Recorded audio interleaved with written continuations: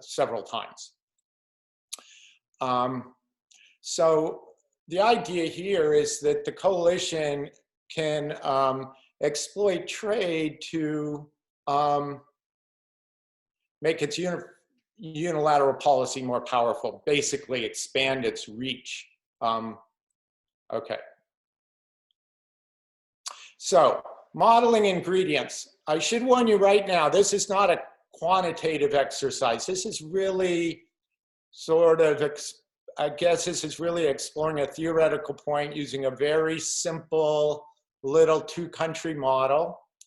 It builds a lot on previous work, and I think a simple way to think about it is we're combining an old paper of Jim Markison's from 1975 that kind of has the global externality part nicely modeled, and we're appending to that paper by Costanot, Donaldson, and Vogel and Werning, which shows how to think about optimal trade policy in the Dornbusch-Fisher-Samuelson model. But by doing that, that's kind of the model we wanted, those two combined, because we had been working before thinking about this optimality issue. We had been using this model really as just a way to mimic kind of key elements of the CGE model, the kind of models that people are actually using in these climate policy scenarios. Okay, so it sort of naturally fit together nicely that way. These two papers together gave us a way to answer a question within a model we were already using, which was basically DFS with an energy sector which produces an input that's used in manufacturing. Okay, so to kind of stress that idea of the way in which we mimic features of a climate CGE model, I wanted to just kind of talk through the way carbon works its way through this model.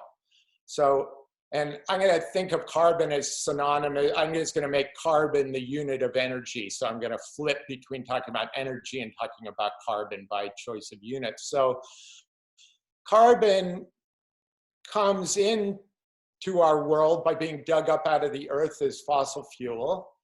Then that fuel can be traded, and so the carbon is then embodied in the energy trade.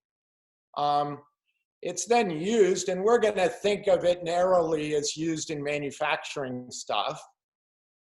So it's combusted to either by utility to produce electricity for a manufacturer or by the manufacturer directly, and that's to produce goods.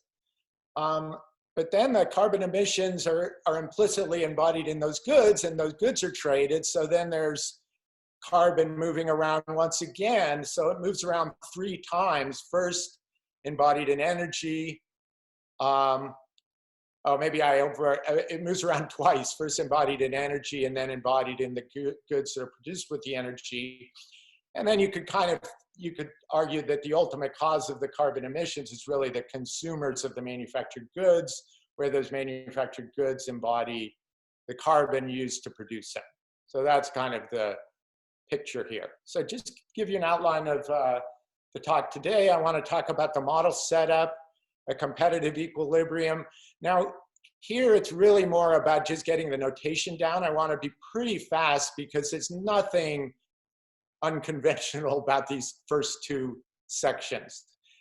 Then I want to talk about this planner's problem, which is basically just a gargantuan Lagrangian. I mean, if you thought the one in Costanot, Werning, and Donaldson and Vogel was big, well, this one's even bigger. And so I want to do it in pieces so you can kind of get a handle on it with the simple pieces and build up. So we're going to start with autarky, then we're going to bring in trade in energy and services, but no trade in manufacturers yet. At step 2, it looks almost, you could think of it as just another way of deriving Markison's results. And then finally, I'm going to do the full-blown thing with manufacturing goods being traded.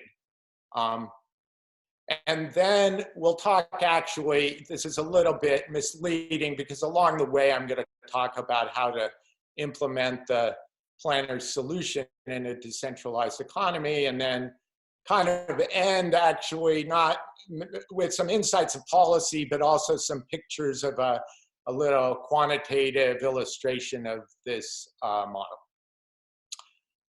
Okay, so the model setup, these are just basic things. They're going to be two countries, the coalition, which is home, and then everybody else, which is foreign. There are going to be two endowments in each country, so this is somewhat unusual. We have the labor endowment, that's standard, and then we have energy deposits as a second endowment in each country. And I'm going to call them countries from now on, even though I think of it as two, splitting the world in half, but let's just call them countries, home and foreign. Then there are three sectors. There's a services sector, which is really just making the model simple. It only uses labor. It's costlessly traded. Labor has a unit input requirements, so nails down a wage of 1, and so on. Manufactured goods, which use energy and labor, and that's in the DFS setup. And then energy itself, which is produced using labor and these energy deposits, which were the second endowment that I gave to countries. There's going to be full mobility across sectors. And here I'm just explaining the way in which services mean we get this very simple numeraire. They become our numeraire. They pin down the wage of 1 in both countries, so that it's going to be the effective price of energy that sort of, once you have some policy that plays the role of the relative wage in the regular DFS model. Okay, and then we're going to make very simple assumptions on preferences, a la Grossman and Heltman. We're going to have just utility from consumption of services just enters linearly. Then there's this Dixit-Stiglitz part, which are all the differentiated DFS goods. And then, of course, there's the social cost of carbon with a negative multiplied by the total energy produced. Now, here, the fact that it's a static model, so that the negative is on the flow, not the stock. And until we make it dynamic, there's not much to do about that. So that's where we are right now. Okay, but you can see that if you plug the CG into the utility function, things are linear across the different goods. There's linear separability in all the different goods, which perhaps is not necessary, but it gave me a way to think of how we could use the Costaneau et al. Paper to solve this. So that's where that's coming from. Okay, technology, there's some other functional forms here. There's a energy extraction technology, which it's just Cobb-Douglas in the labor used and the energy deposits.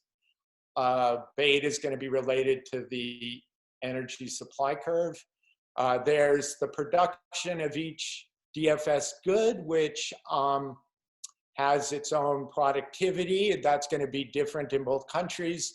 Foreign's going to have a star, but I'm going to typically just show you the equation without the star that applies to home. And then it's just Cobb-Douglas in labor and energy. So usually we have gamma equals 1 and we don't think about energy, but here we do. Okay, then there's the relative productivity curve. And, at some point I realized I could be like Dornbusch, Fisher, and Samuelson and just say it's a downward sloping function and not say anything more about it till the very end when we want to compute something.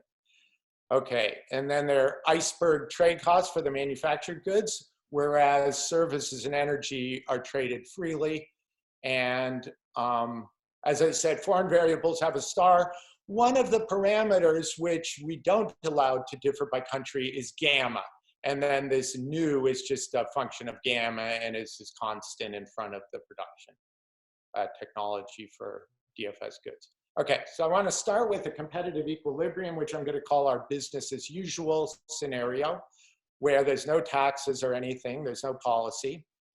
Now I want to just use this as a chance to introduce some notation. So it's kind of overkill at this point, but we're going to use it time and time again, so it's worth investing in it.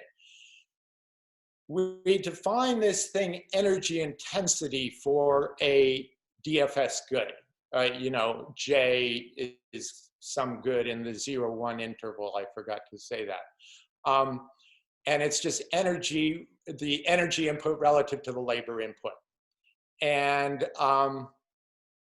in this competitive equilibrium, that's just going to be pinned down by the energy price, since the wage is just equal to 1 because labor produces services with a unit labor requirement, and the wages and the services are the numerator. Okay, so therefore, in this setting, we just get a common energy intensity for all goods given by this equation. It depends on the price of energy, but it doesn't differ across goods. Okay, then you go down and this is a model where you need to think about, I've sort of always tried to avoid it. You know, Jonathan and I have always tried to avoid it as much as possible in the work we've done together to think about physical quantities.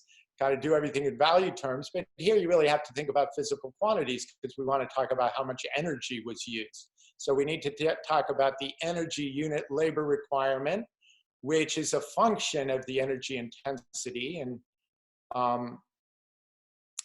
then we want to talk about the labor requirement, and then we can add those two, multiplying the energy requirement by the price of energy to get the cost of producing a good, which is standard, but it's just this notation for energy requirements that we're going to use later. Okay, so here's a picture of DFS in this world. We have our two trade costs, and those determine the extensive margins for this set of goods that the home is exporting. There's this set of goods that home is importing, and I'm always going to talk about it from home's perspective. And then the relative cost of producing goods is just 1, so that nothing more to it than that. Okay, so what about the intensive margin? Well, it's good to, one more piece of notation is that for each good, there are really 4 things we need to think about. There's how much the home country produces, how much it exports, how much it imports, and how much the foreign guy produces for himself. Okay, so consumption, and I think I misstated, the YJ and the YJ star mean the production for the domestic market. So therefore, consumption for home is either Y or M, and consumption for foreign is either X or Y star. Now, trade theorists would laugh at me because of my needing to have these numbers both positive, but I just can't deal with too many negative numbers running around. So that's why I defined both an export and an import rather than a net export for these individual goods. Okay, so from the utility function, we get the demand, and we therefore have how much home consumers are going to demand, or how much foreign consumers are going to demand if in fact they want any exports. So the first one would be conditional on home not importing, the second conditional on foreign not producing for themselves. Okay, so here's where these energy input requirements start to pay off, because when we want to get the amount of energy embodied in the goods that home produces for its own consumers, we can just integrate from 0 up to J bar M. Those are all the goods home produces for itself. We just write the energy input requirement, which is a function of the energy intensity multiplied by how much they consume, or how much they produce, I'm sorry. And we can do the same thing for when home is exporting, and we're doing that here. And this gives us demand elasticities for energy, both by home manufacturers and by foreign manufacturers, and they involve these 2 sorts of elasticities. Now, yeah, Sam, a quick question. Sorry, yeah? Sigma star, why do you have different elasticities of substitution at home and abroad? Yeah, the reason for allowing that is to be able to examine what would happen if foreign's demand is less elastic. And in fact, I'm going to make, to avoid some difficulties in the Costaneau and et al. Paper, I'm also going to assume sigma star is less than 1. That's not critical, but it just reduces a whole set of issues. It simplifies a set of issues. So for the time being, we're assuming that. So it's just that that doesn't really have to involve the home country. Okay. So here's a kind of carbon flow matrix, like bilateral flows in carbon, where the first superscript represents where the energy ends up, and the second superscript is where it came from. And this involves the trade in the manufactured goods. And then if you sum down, you get what we call ME, which is all the energy needed by the manufacturers in home. Or if we sum across, we get CE, which is the energy embodied in the consumption of goods by consumers in home. And then if we sum down this way, we get total world global emissions. So just kind of have that in mind in the back of your head that that's going on. Okay, so how's the second thing to solve in this model is just for the equilibrium energy price. Of course, it's kind of trivial.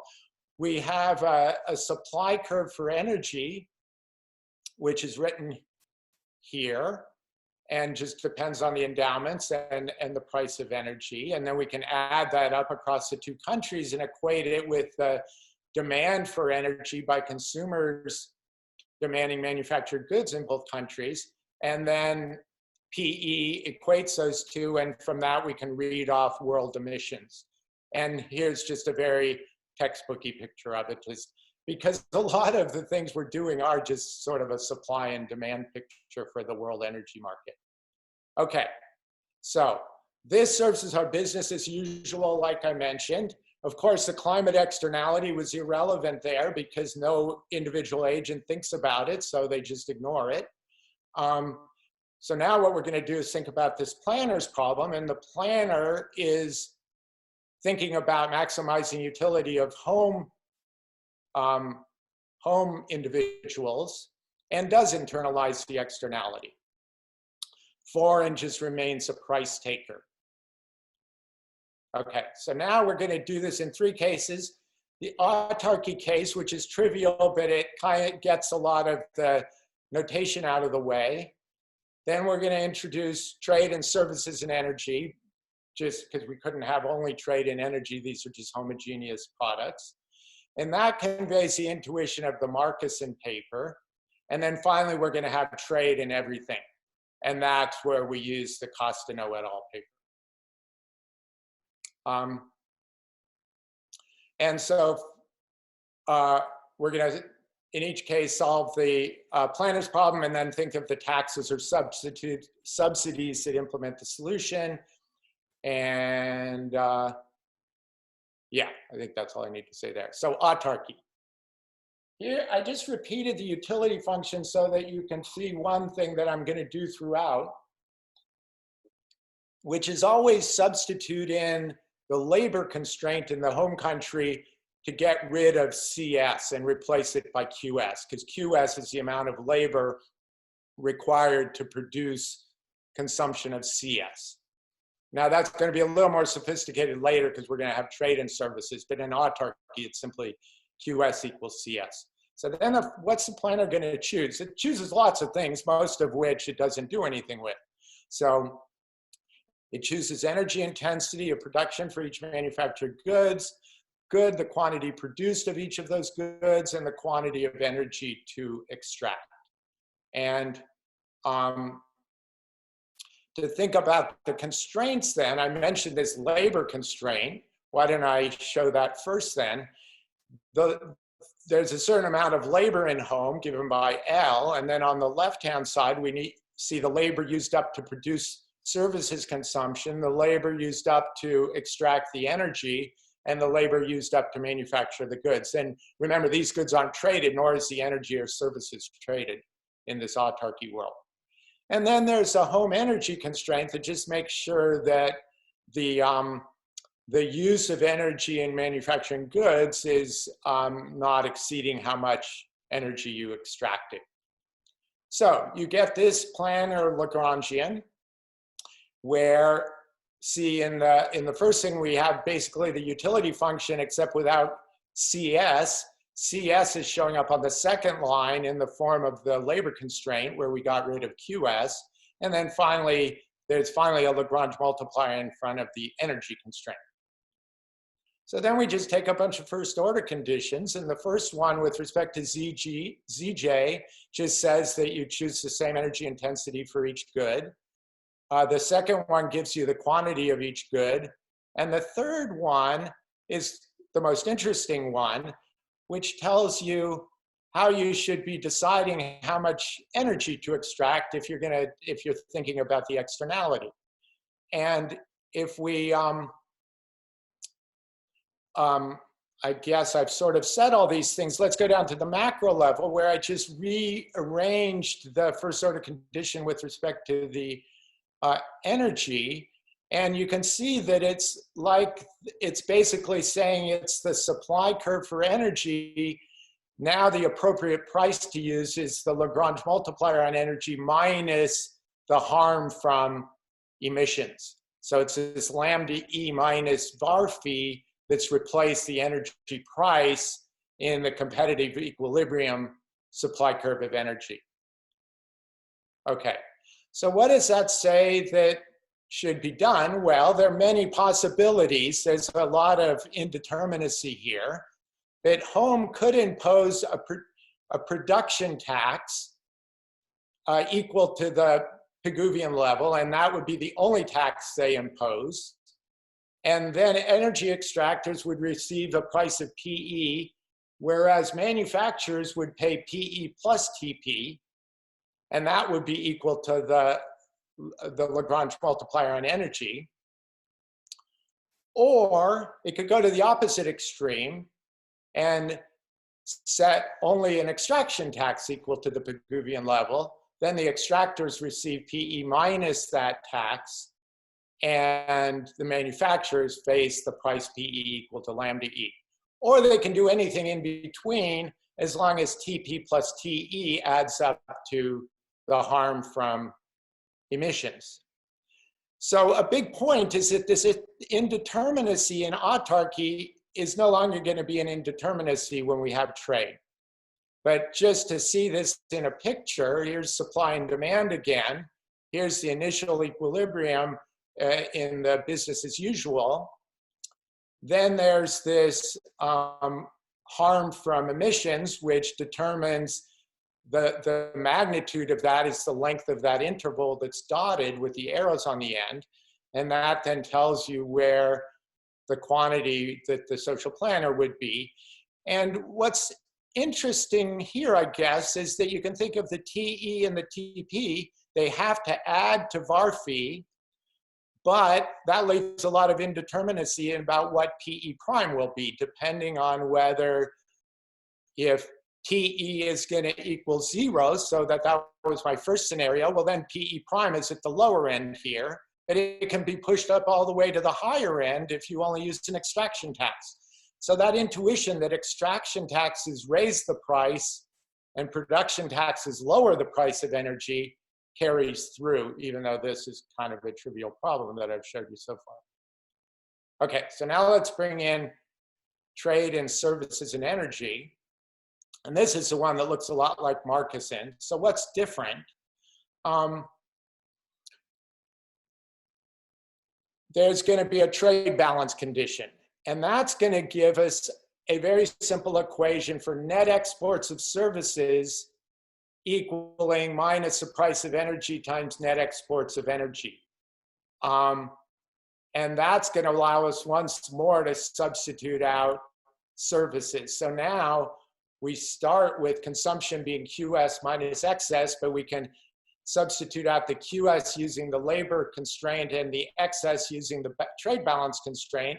And so those just disappear, and then all we have is the energy constraint. But now we have two of them. We have an energy constraint both for home and for foreign. So Sam, I just want to point out that Miklos has a question for you. Yeah, sorry about that.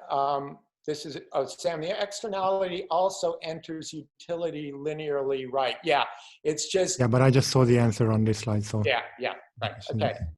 Oh, okay, but what does the planner do? You can think of the planner then as just choosing energy exports and choosing the energy price. Now, it sounds very weird to be choosing the energy price, but maybe not so weird after looking at that figure for autarky, where really the choice of the taxes is the same as choosing the energy price. So you can, depending on the policy you choose, you're actually choosing the energy price through your policy. Okay, now in the foreign country, it's just business as usual. So these are just equations from the business as usual solution. Yeah, and I already mentioned about home choosing, the planner choosing the energy price. So here's our Lagrangian in this case 2. Keep an eye on the clock here. I think I'm doing okay, but it looks a lot the same. The second equation is just the labor constraint and the trade balance constraint, and now we have these two constraints on energy, making sure each country has to have the energy they need to do the production that they're supposed to be doing. So we get the same conditions as case 1, except there's this first order condition for energy exports, which just relates the two Lagrange multipliers via PE. So it says lambda E is greater than PE by the amount of lambda E star. And then there's a first order condition for the energy price, which gives you an equation for lambda E star. So let me bump ahead where this is more almost the same, but I'm just going to write it in a slide at the bottom. I'll address that in a somewhat more intuitive way, and then the following slide. But here's basically what the policy is. Because of this first equation that comes out of that, we get the second equation, which is that the production tax is equal to lambda E star, meaning lambda E is just the production tax plus the price of energy.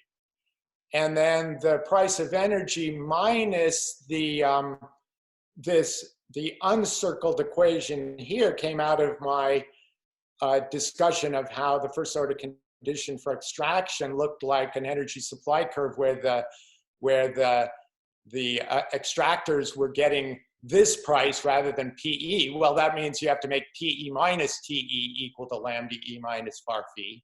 Well, that's the same as saying the extraction tax has to be the cost of energy. The extraction tax is then the var phi minus TP. And then again, TP plus TE plus TP, the two taxes together equal the Pigouvian level, which is the harm from emissions. And then we get the optimal production tax via the first order condition with respect to the price of energy. And the second term is just the Johnson formula, which just is the foreign net export elasticity. It's not quite an elasticity because we're dealing with, what are they called? The kind of taxes that you just add to, they're not proportional. I always forget that word. And then the first term in green is the environmental one. And so let's turn to it on this next slide. So this just repeats above, I'm just repeating that equation. So I said the second term is the standard from trade manipulation. Home wants the energy price to be higher if it exports and lower if it imports, and the extent of that depends on the foreign elasticity of supply. But the first term is what I'm really more interested in here, which is always positive. And it depends both on the value of the harm from emissions, but then it depends on this fraction, which is how elastic is foreign supply extraction relative to foreign net exports, which are extraction minus their manufacturer's energy demand. Sam, may I ask a question? Yeah. There are terms of trade motives here for this tax. Yeah. And I'm wondering if you how different the analysis would be, or what it would reveal, if you let the government, or you let the home country impose optimal tariffs for non-energy reasons, and then look at the implications for the energy on top of that, as opposed to putting them all together. Yeah, so here was one idea we had, which I think is related to that suggestion, which is to make a baseline where they're doing the thing in red, but they're ignoring the VAR fee. Is that, Yeah. and then comparing to that, is that what you mean? So that we're, Sort of, yeah. we're not throwing, yeah. What I've found generally is that the green one is the more, maybe because I put in big values of VAR fee, maybe unreasonably large, the term in green tends to be the source of most of the action, but I think that's a good point. I sort of wish we could do the problem in such a way that and maybe we could, but we haven't figured it out, so we could just kind of get rid of the red part, but but anyway, yeah, it's a good point, and separating those I think is important as we keep trying to explain what we're getting. Okay, but in terms of the green, home wants to have a higher production tax, because remember, a production tax tends to push down the price of energy, and hence the lower extraction tax. The two go hand in hand because they have to sum up to the VAR fee. When is that going to be true? If the foreign supply is elastic relative to foreign demand. And what's the intuition? Well, if foreign supply is elastic, you would rather have the price. You don't want the price to go up, or the foreign will just produce extract a bunch more energy, and you don't want that. So you take advantage of the relatively inelastic demand and let the price go down, figuring they're not going to consume that much more. Now, to see that in a picture, this is a picture of that case where there's inelastic foreign demand and more elastic foreign supply. So inelastic demand vertical here, and then supply pretty elastic. This is kind of the initial equilibrium at price PE. Then here's how I'm going to do this. I'm going to guess what the optimal price is going to be, and then kind of verify. So this is kind of a guess and verify graph. So the way you can do it is say, if the green was actually the optimal policy to have that price, that generates a certain net energy exports of foreign, which in this case is, oh, I think that's a typo. I think that should have said XC prime is less than 0. Yeah, sorry about that. So then you take that XC prime and so that should have been minus XC prime greater than 0. Make that the base of a triangle. The height of the triangle is the Pigouvian tax level, and pop that over here. There's only one way that would work, which required the green line. And then what you're reading off is the upper thing tells you demand. That's going to be lambda E.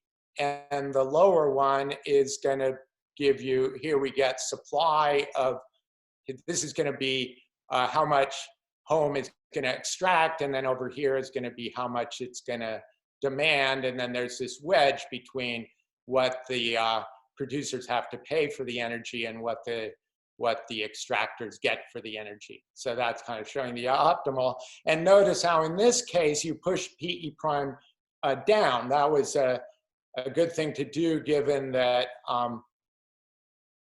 it wasn't going to make foreign consume very much anymore because they have a vertical demand curve. Now, in the Sam, in this opposite policy, case, you're shifting energy production away from foreign towards home, is that right? yeah, and you're reducing it overall because notice that home actually produces less. See, in laissez-faire, in the business as usual, home would have produced this much. So they're producing less, they're producing this much. But then foreign is also producing less. So they're not, it's a case where you're avoiding carbon leakage by having a policy where they both produce less rather than foreign turning around and producing more when home produces less. Okay. Now, what was this doesn't say anything require any assumption about what the initial trade balance and energy was initially? Yeah, in fact, let's see. I don't know, because I think I kind of can't remember. By the way I did the picture, it looks like I'm assuming trade balance in energy initially, which I may have been doing. And so then you're turning yourself into a net energy exporter? Yeah. In this picture, okay. Yeah, right. But that's a good point. I should think about that may have been, we were kind of struggling to get this into a picture and maybe I assumed more than I had to.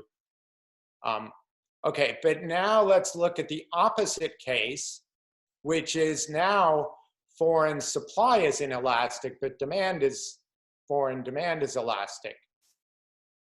So now what happens is you're going to guess that home is probably going to want to have a policy that raises the price of energy, meaning it's going to put more on the taxing the extraction rather than taxing the use of energy. And so how's that going to work? Well, we once again get that picture, and then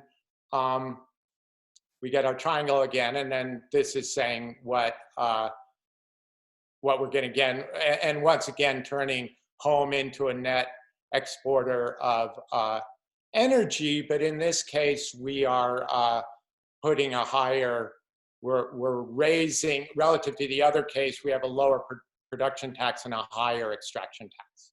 So in both cases, you're moving energy extraction from foreign to home? Yeah. That's because all you care about is global extraction. Right. But I think that you are right that maybe that seems peculiar, and I think it's maybe that is because our business as usual case had energy balance, which okay.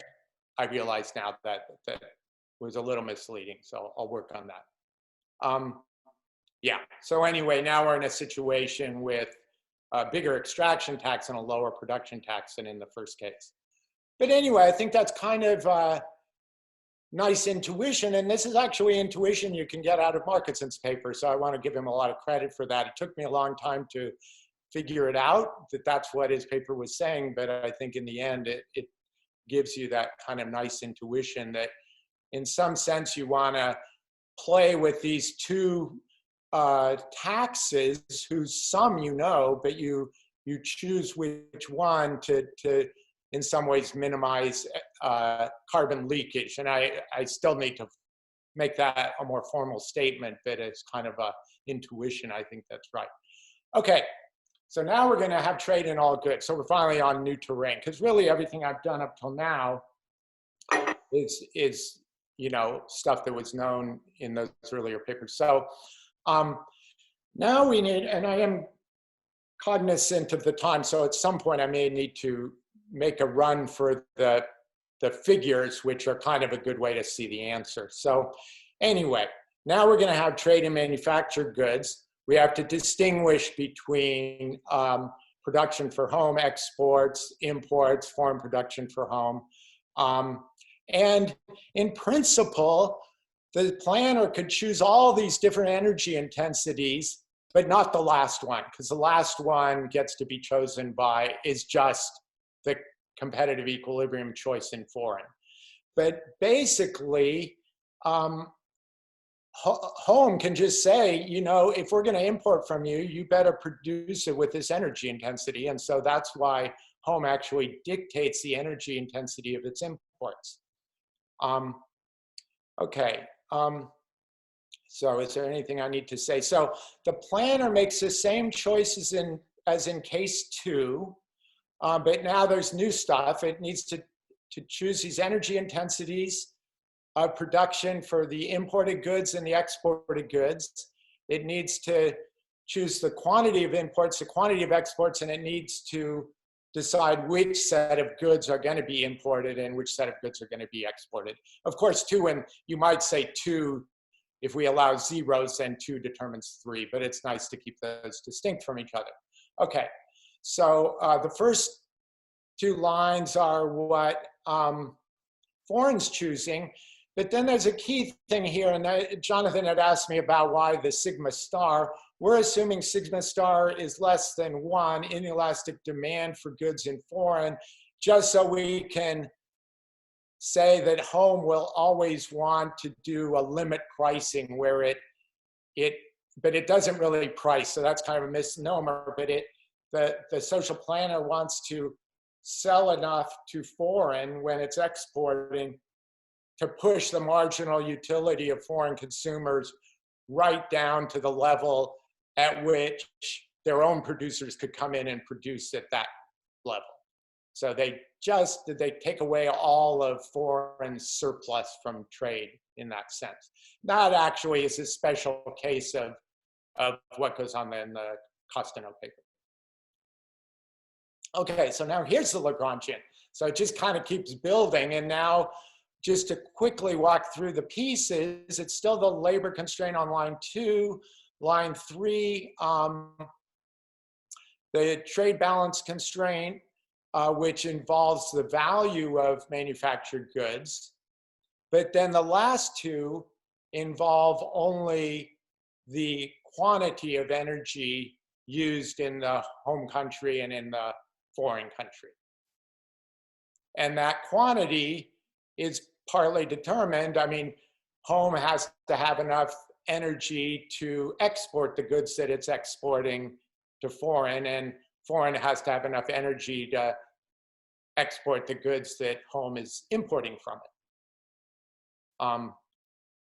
Okay, so Costanzo and all have this kind of idea of breaking the problem into 2 pieces, where you do a Lagrangian just for a single good, taking the aggregate stuff as given, and then do the overall Lagrangian, and all the results come out of the first problem. Here, we actually have to tackle both problems to get really the full picture of what's going on. And so sometimes it's actually beneficial to present the results after having done both problems, because you can simplify the results a bit by combining the results from the inner problem for a particular good and the outer problem where you're choosing aggregate values like the quantity of energy extracted and so on. Okay, so from the inner problem, the first result you get, and I'm just going to assert it here, is that home chooses the same energy intensity for its home production, for its exports, and for its imports. And that's optimal. So it demands that foreign produce using energy intensity Z, where that energy intensity is not dictated by the price of energy, but by the shadow value of energy in home, which is typically going to be greater than the price of energy. Okay, then there's a choice about how much to import and how much to produce for yourself. And then there's the choice on the extensive margin. And the striking thing here is that the extensive margin for imports is unchanged from business as usual. And I think that is something that's, I mean, it's a different model, but that result comes out of Costanzo et al. As well. They kind of emphasize this point that you don't want to mess with the importing margin at all. So the cutoff of which goods you import was totally unaffected between perfect competition, business as usual, and this planar problem. But on the export side, that's not the case. There's a lot more interesting stuff going on. So you choose how much to export, and how much you export is actually a function of the price of energy, because you're dealing with competing with the foreign producer implicitly, because you know they won't buy from you unless you keep their marginal utility lower than the price at which their own producers could supply them. And then there's an export cutoff, which solves this equation, which is quite different than the one in business as usual. So that it's on the export side, and again, like in Costaneau and et al., it's the export side where you get kind of the interesting stuff. So properties of the optimal policy. I was feeling bad that I wasn't providing more of the algebra for some of these, but I don't think I would have had time anyway, so I'm just going to discuss them in a more qualitative way. So home equates all the energy intensities that it controls, meaning what it imports, what it exports, what it produces for itself. So that the extensive margin of imports is the same as business as usual. They set the export quantity based on foreign's costs, ignoring their own costs of producing, except through their choice of the extensive margin. And then their extensive margin turns out to have them expanding the set of goods they export relative to business as usual. And this is kind of surprising. This really caught me off guard, because you would generally think when you have a carbon policy, you're taxing your producers, you're making them less competitive, and you would think that the set of goods exported would shrink. But it says the optimal thing is actually to make the set of exporters expand. And I think the intuition is that you would rather just produce it yourself in the way you think it should be produced without using too much energy, and ship it to the other guy even at a loss, to prevent that guy from producing it in a very energy intensive way. And this can even lead, if iceberg costs are low, you can have cross hauling where you actually export goods that you're also importing. So that sounds crazy, but the idea is that when you import the goods, you already got to tell them how they had to produce them. Whereas when you export to them, you get to determine how it's produced. So both things are good. And so sometimes you'd actually want to have both activities going on at the same time to kind of squeeze them out of the business of producing things they're not that great at producing. So this last line is kind of my intuition of what these things are telling us, which is home is trying to expand its control over energy use in manufacturing through this optimal policy. Okay, so then there's a generalization of the first order condition that determines the production tax. This term here took Bella and me and another RA about 2 months to kind of figure out what was going on, because it hardly makes any difference, but it made but it needs to be there. And in fact, the numerical results weren't quite working at the second decimal point, and we finally figured out why, and it was that term was missing. Okay, so let me just interpret in terms of decentralized equilibrium. We have this TP equal to lambda E star, that's the equation down here. That's the production tax. There's going to be a border adjustment, meaning that when you import manufactured goods, you tax the energy content of those goods so that they feel the incentive to use the same energy intensity as you would have used on producing those goods. That forces foreign to think about the energy intensity they use, because they know they're going to have to pay a tax based on the energy content. And then you have this extraction tax as before. You're going to subsidize the marginal exporters per unit exported. So that's different. On the imports, you tax based on the energy content. On exports, you subsidize based per unit. You just have to make it cover the cost of these exporters who are marginal, who you're now trying to get to export to foreign so that foreign doesn't produce those goods in an energy intensive manner. And you don't want to do that via removing their energy tax, because that would get your home producers not producing with low energy intensity. And that provides an incentive. You pay a tax on the energy you use and you get a rebate on how much you produce. So you still face a incentive to produce things in a less energy intensive way. Okay, so just to quickly quantify, we now have to make an assumption about the comparative advantage, which is here. That's sort of the two-country version of my paper with Jonathan. We're gonna, to compute this thing, you guess a production tax rate. You then solve for the energy price to clear the market. You then update that, you update the production tax based on the optimal tax formula. You update the extraction tax, knowing that the two taxes sum to the harm from emissions, and then you return to step 2 and you just iterate until it converges, and that works quite well. So we're calibrating this model to this earlier paper we had written, which turns out to be a special case of Markussen, which was a little embarrassing to find out many years later. But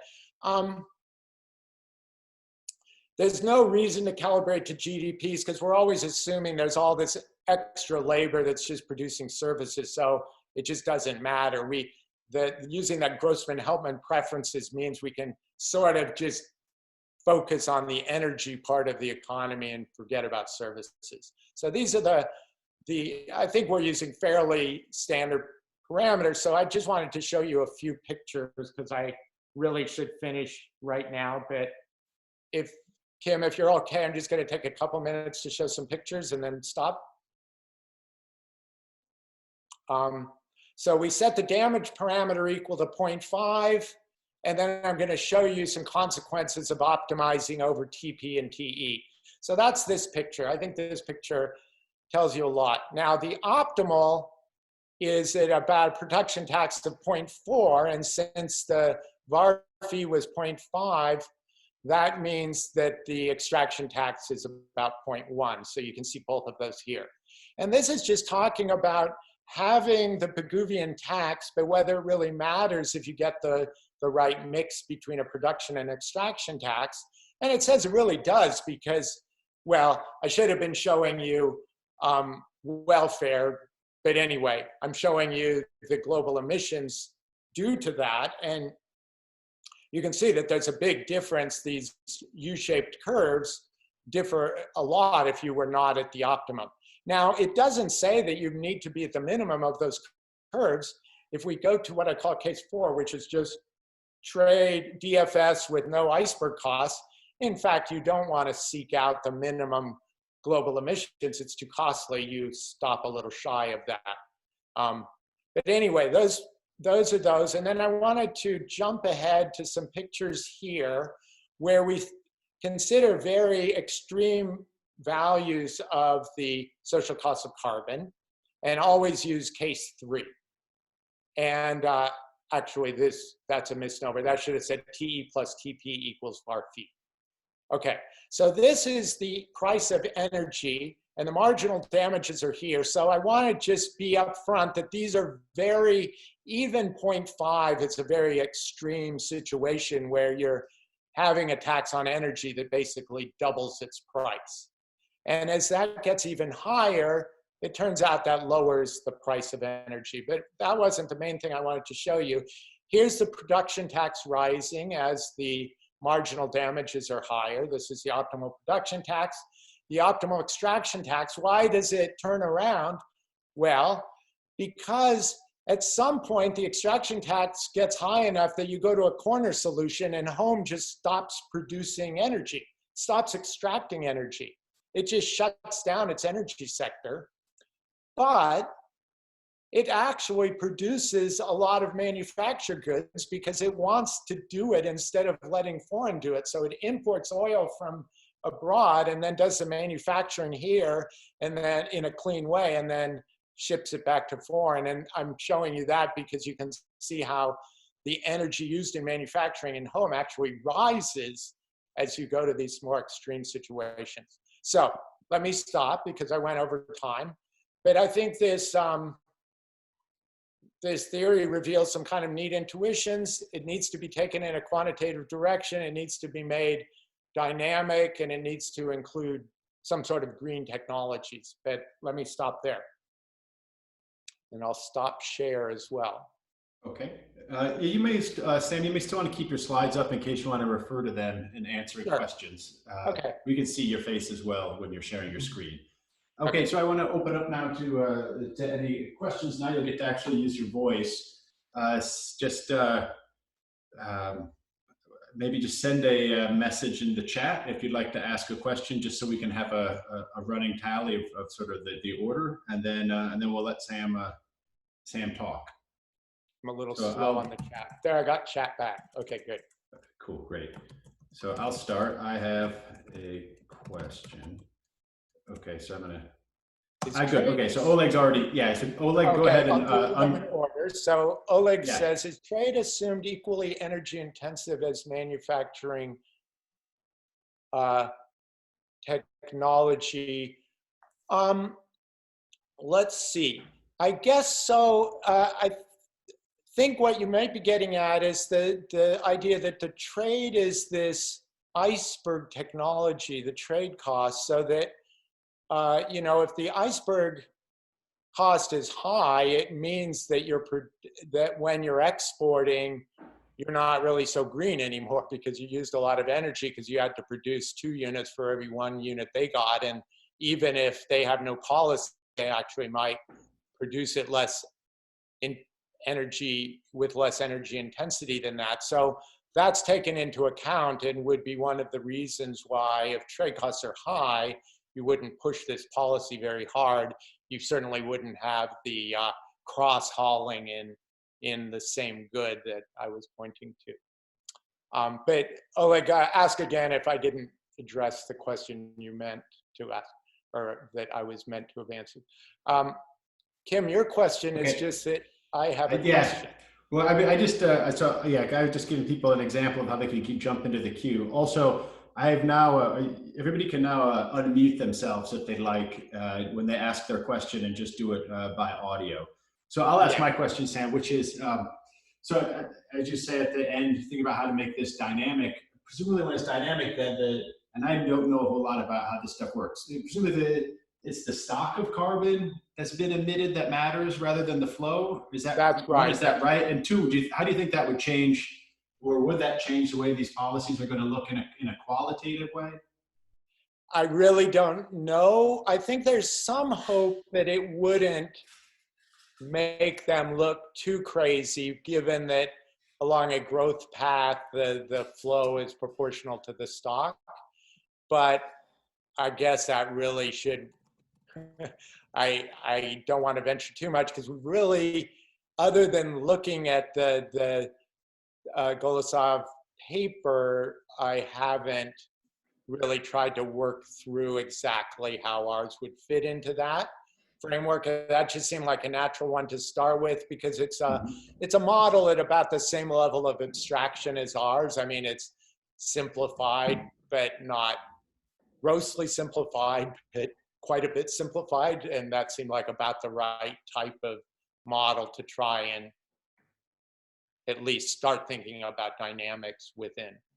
Yeah, okay, so, sounds good. Yeah, so I don't really know the answer. Looks like Miklos is next. You go ahead and chime in, Miklos.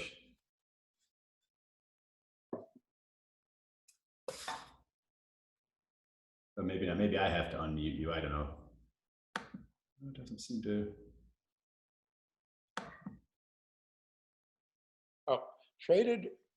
Here's Gabriella. Hello. Okay. Oh yeah, there's me. Okay, Miklos. Now you're on. Yeah. Sorry. Okay. Yeah. So I guess I was wondering, how important is your assumption that home can force the energy intensity of imports as well, and in particular, what would be a way of enforcing that? What's the right. Well, I think that one is pretty important, and it's not so crazy because a lot of the policies that have been suggested, even the one that was, I think it was passed by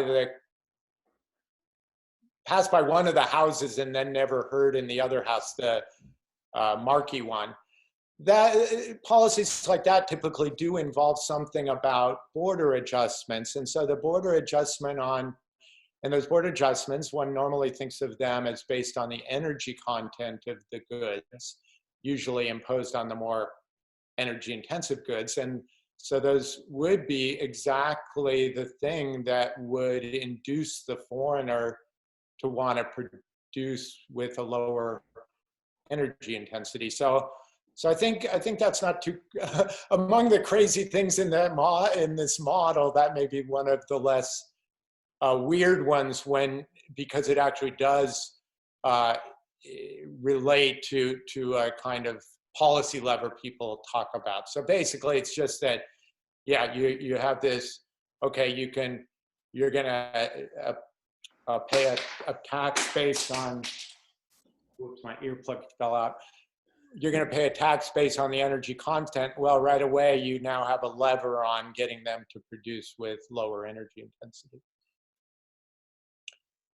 Okay. So let's see, from Gabrielle, I have traded products can generate high levels of CO2 even without being energy intensive through maritime. Yeah, so that's a little bit like Oleg's question.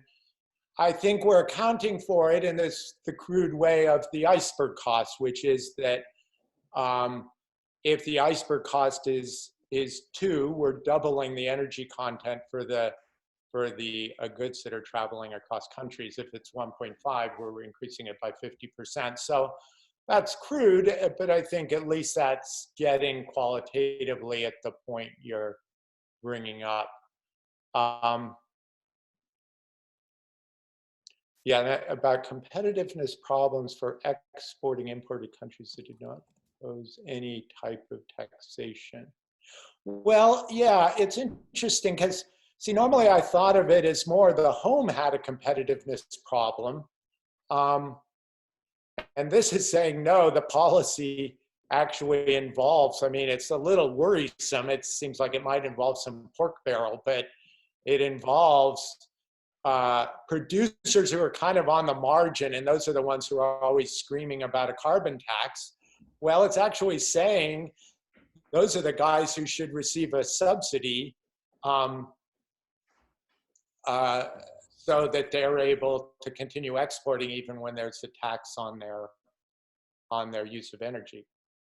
So that part of, I guess that's where going through this long social planner problem did reveal things that at least I hadn't thought about ex ante. Of course, ex post, it feels like I was just stupid for not having thought of them, but it does kind of reveal a logic that can easily escape you. Okay. Do anybody else want to ask questions?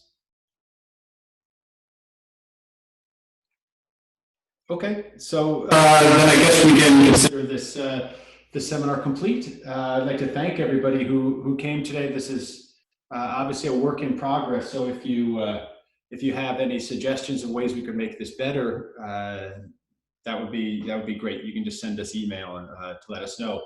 Otherwise, and that applies to the paper as well as the series. Right, and then otherwise next week, same time, same place. We will be having George Alessandra presenting Taking Stock of Trade Policy Uncertainty, Evidence from China's Pre-WTO Recession. You guys all clearly know where the website is, so that has the entire program. I think we're booked now almost up through May, so we've got a lot of good seminars lined up. Feel free to let other people know about the seminar. We've got space and capacity for more attendees. Otherwise, I'll see you guys next week. Thank you all very much. Thank you, everyone, for listening.